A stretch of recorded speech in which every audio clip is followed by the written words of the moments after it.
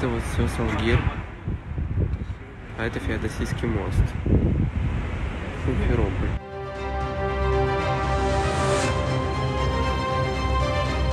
Центр Симферополя, Советское кольцо. Огромные заторы, огромные лучики на остановках, где очень много света по-прежнему нет. Уже более 15 минут, наверное, абсолютно ничего.